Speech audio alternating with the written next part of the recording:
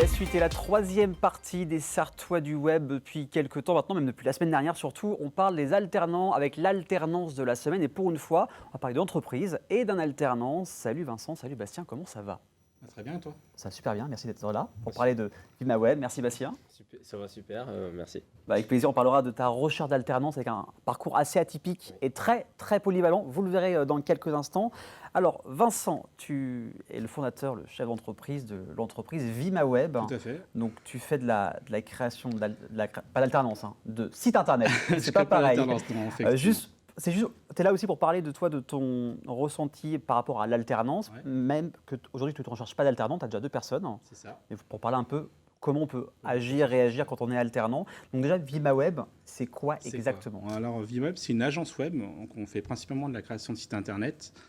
On accompagne nos clients, alors pour vous donner une idée, on a à peu près 150 clients différents, on a géré à peu près 250 sites internet actuellement, on est 5 dans la boîte, dont déjà 2 personnes en alternance, donc je connais bien un peu le milieu de l'alternance. Et on accompagne donc les gens sur la création de sites web, le référencement de leur site et l'accompagnement au quotidien, c'est-à-dire que sur la partie maintenance, c'est-à-dire qu'ils ont un problème dessus, on leur installe le site et on fait un accompagnement complet. Et on gère depuis peu, parce que dans les alternantes qu'on a pris, on a pris une licence en communication et qui fait du marketing digital, donc tout ce qui va être community management, un peu de référencement et de la publicité payante. Et en termes d'entreprises locales avec qui tu vas travailler, pas toutes, mais quelques-unes? Alors, on en a beaucoup. Alors, on travaille aussi bien avec des collectivités comme des mairies, des villages, tout simplement. On a travaillé, par exemple, avec les pompiers de la Sarthe, avec l'UDSP, l'Union départementale des sapeurs-pompiers, qu'on a depuis plus de 5 ans déjà. Ça peut être des artisans, ça peut être des professions libérales. C'est vraiment tout cœur de métier. C'est ça qui est plaisant, parce qu'en fait, on travaille aussi bien avec la petite micro-entreprise qui commence, un petit coach sportif qui va commencer à faire qui veut se faire connaître et avoir un peu de notoriété, aussi bien qu'avec des TPE, PME qui vont faire 3 à 4 millions de chiffres d'affaires, voire plus. Donc j'imagine que les semaines ne se ressemblent pas, quoi. Non, c'est ça. Là, aujourd'hui, par exemple, j'étais à Orléans. La semaine dernière, j'étais encore ailleurs. Donc, ça bouge tout le temps. Et ce qui est bien, c'est surtout qu'on a plein de typologies de clients différentes, ce qui fait que chaque semaine, effectivement, est différente, quoi. On ne s'ennuie pas et ça, j'imagine que c'est très plaisant. Ton expérience avec les alternants, comment il est? Comment on peut faire passer bonne impression quand on est alternant? Alors, comme moi, j'ai créé ma boîte, c'était en 2015. J'ai fait 5 ans en freelance. Donc, une première année qu'on a commencé, quand j'ai recruté ma première personne, c'était en 2020. Les alternants, je ne connaissais pas du tout. Donc, en fait, c'est la problématique quand tu es une jeune entreprise.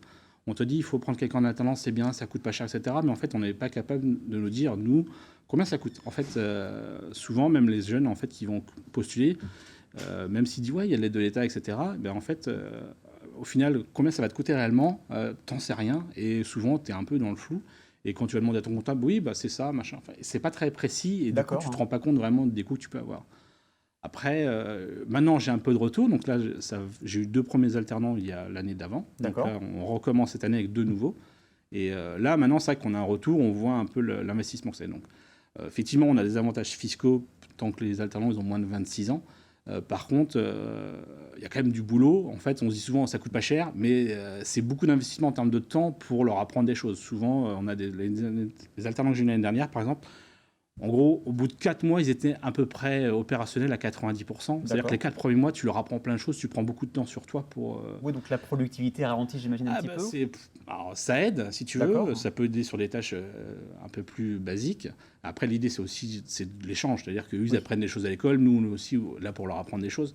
Mais c'est vrai que ça dure 4-5 mois d'apprentissage. Et puis, au bout d'un an, souvent, ils font autre chose. Donc, ils changent, ils font un master ou autre chose, ou ils arrêtent, donc, c'est quand même aussi, du côté entrepreneur, en fait, c'est quand même prenant.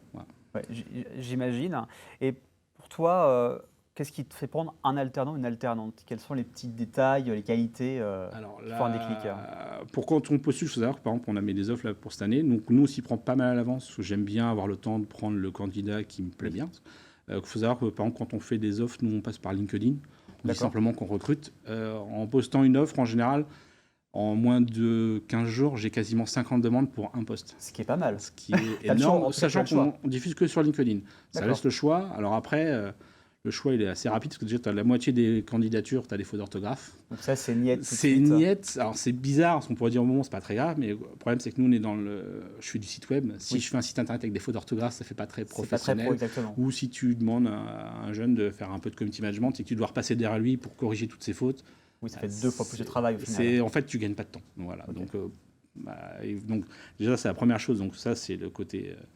On va dire, ça fait déjà un premier tri. Après, tu as le côté, le CV, la tête du CV, parce que nous, on est en agence web, donc on est dans le digital, donc il faut que ce soit joli. Oui. Entre guillemets, on ne peut pas juste avoir un CV Word comme tu faisais en 2000 pour postuler. Compliqué. Ça, c'est terminé. Dans notre domaine, en tout cas, c'est pas possible. Après, ça dépend du métier, hein, bien entendu, mais c'est sûr que dans notre domaine, il faut que tu donnes envie. Donc, si le CV ne donne pas envie, c'est compliqué de convaincre.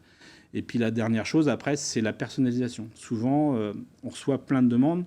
Mais la problématique, c'est que les gens ne s'intéressent pas vraiment à l'entreprise. Ils ont juste envie d'avoir une alternance. Et en fait, comme ils postulent peut-être à beaucoup d'offres, copier-coller. Ils copient-coller. Ouais. Et puis, en gros, ça m'est arrivé. Je dis, à certaines personnes, t'aurais postulé à une autre entreprise. En fait, t'aurais pu envoyer la même demande. Donc, d'accord.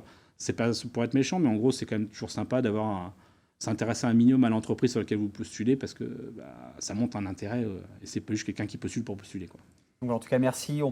VimaWeb, il y a le site internet, bien sûr. Hein. Tout à fait, vimaweb.fr, tout simplement. Sur LinkedIn aussi, on peut te retrouver. On me retrouve partout, LinkedIn, Facebook. Vous tapez VimaWeb et vous retrouvez bien évidemment. Donc, on le rappelle, hein, pas de besoin d'alternance pour l'instant, mais peut-être pour les années à venir. Eh bien, l'année prochaine, on en reprendra sûrement 1 ou 2 personnes. Ça dépendra de l'évolution après, voilà. Eh ben nickel. En face de toi, il y a Bastien. Ça va toujours, Bastien ? Oui, toujours. Donc, toi, tu es en alternance à l'école Aforem. Tu recherches comme un poste de chargé de communication. Oui. Et tu as un parcours assez, même très polyvalent et atypique. Peux-tu nous en dire un petit peu plus sur ce parcours-là ? Oui, alors moi j'ai commencé avec un bac pro électrotech. Ok. J'ai fait bac pro électrotech, bac pro maintenance, BTS maintenance, et après j'ai changé. Ok. T'en avais marre ? Oui. Ok. Ça me plaisait pas, je suis arrivé au BTS et puis j'ai bifurqué. J'ai fait un bachelor événementiel et marketing sportif. Et pendant cette année-là, j'avais fait des cours de vidéo et de photo. Et puis j'ai eu le déclic et au cours de l'année du bachelor, j'ai commencé un bac pro photo en candidat libre que j'ai eu l'année dernière. Et du coup, je souhaite poursuivre en fait vers le master pour faire de la communication digitale. Et en tant que photographe, c'est quand même un bon profil quand oui. on bosse dans la communication, quand on cherche un poste de chargé de communication. Est-ce qu'il y a déjà eu des offres, des postes avec lesquels tu as postulé ou pas ? J'ai postulé, j'ai des réponses négatives. Bon, moi j'ai des réponses. Oui, c'est le principal. Ouais. Est-ce qu'on te dit pourquoi tu n'es pas pris ? Non. Okay. Non, on ne me dit pas. Et aussi, je sais que la chose qui coince, ça va être l'aide de l'État qui n'est plus disponible quand on a au-dessus de 26 ans. Donc ça pose problème. Et être à 100% du SMIC. Pour donner l'explication, c'est que, comme je disais, nous, on n'y connaît pas grand-chose. Tu débutes, tu prends tes premières alternances. C'est que la première fois que j'ai pris une personne, si l'étudiant ou la personne alternance a moins de 26 ans, tu n'as pas de charge. C'est-à-dire que imaginons que tu es payé 100% du SMIC, donc en gros 1 600 euros, parce que c'est par rapport au brut, c'est ça qu'il faut savoir, on ne sait pas toujours. En fait, nous, on ne paye pas de charge dessus, c'est-à-dire que derrière, tu n'as pas le fois 1,8 de salaire avec les charges, etc. C'est un avantage, en gros, que l'État te fait pour les alternants, pour motiver les entreprises à prendre quelqu'un.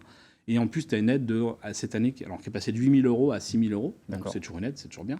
Ce qui fait que, par exemple, moi, les jeunes que j'en ai en alternance, là, j'en ai une, par exemple, elle a 20 ans, elle est à 78% du SMIC. Donc, en gros, elle touche un peu moins de 1 400 euros net. Et ça me coûte globalement 1 400 euros. Oui. Moins l'aide de l'État qui te est versée, en gros, de 500 euros par mois, à peu près. Donc, ça revient à peu près à 900 euros. Donc, l'idée. Dans son cas, Bastien, comme il a plus de 26 ans, en fait, il n'a pas de diminution, les charges, etc. Tout est à la charge de l'employeur, ce qui fait qu'il coûte malheureusement, il coûte 2 fois plus cher que quelqu'un qui a moins de 26 ans. Même s'il y a quand même des compétences. Même s'il a des compétences, comme la photographie. Il va falloir qu'il soit vraiment très fort pour, entre guillemets, dire je suis vraiment meilleur et je vaux 2 fois plus que quelqu'un qui a moins de 26 ans. Parce que si, malheureusement, c'est que ça revient presque à embaucher un salarié traditionnel. Il n'y a pas d'avantage, en fait. Et les gens réagissent par rapport à ton activité de photographe ou pas ? J'ai du mal, en toute transparence, j'ai du mal à lancer, mais je tiens bon quand même. Ouais. Et si j'arrive à trouver l'alternance, je me mettrai un peu en stand-by pour tout ce qui est reportage d'entreprise, évidemment. Mais sinon, si ça ne marche pas, j'essaierai de persévérer dans ce domaine-là. Eh ben, on croise les doigts pour que ça fonctionne. Où est-ce qu'on peut te contacter pour te suivre même et pour, Sur Instagram, Ouais. Bastien Plus Photographe, et puis le site internet bastienplusphotographe.fr. Ok, et aussi sur LinkedIn, bien évidemment. On va faire un petit tac au tac, donc des réponses assez rapides. Et juste l'alternance, Ouais. quand la date maximum pour Le 16 octobre. le 16 octobre, c'est vraiment bientôt. On va croiser les doigts pour que tu trouves quelque chose. Donc, c'est des questions rapides, réponses rapides. Si tu avais un super pouvoir, Communiquer avec les animaux. c'est assez original, on ne l'a jamais fait ici. Ce serait hyper intéressant. Ta plus grande fierté? Avoir réussi mon examen de photographe l'année dernière. Ça, j'imagine, surtout quand on a des branches totalement différentes. Ouais. Ton réseau social préféré, même si j'ai une petite idée. Instagram. Voilà, j'étais sûr. Normal, c'est la photo, c'est l'image. Quelle chose Internet t'a apporté d'un point de vue professionnel? L'accès à la formation. Parce que Ok. moi, le bac pro que j'ai passé, en fait, il était axé que en ligne. D'accord. Donc, il fallait que je fasse des stages aussi à côté. Heureusement que j'avais le chômage. Oui. Mais du coup, l'accès à la formation, et puis quand je ne sais pas quelque chose, je vais chercher et je vais continuer d'apprendre aussi. C'est pas parce que j'ai le diplôme que j'arrête d'apprendre. Exactement, on apprend tout le temps, bien sûr. La chose qui t'énerve le plus? La chose qui m'énerve le plus, c'est une très bonne question. Ça on peut passer, peut-être Joker si tu Joker. veux. Joker. L'inverse. La chose qui t'apaise le plus? La nature. Très bien. On reste dans la nature, animaux, comme tout à l'heure. L'endroit, le spot où tu te sens bien? Noirmoutier et puis la Vendée. Et ben voilà, merci beaucoup. En tout cas, si vous voulez contacter Bastien, n'hésitez pas. Il y aura bien sûr toutes les informations sur le replay sur la chaîne YouTube LMTV Start. Merci beaucoup, Bastien. Avec plaisir. Merci beaucoup, Vincent, Merci, pour Ryan. ton expertise de l'alternance.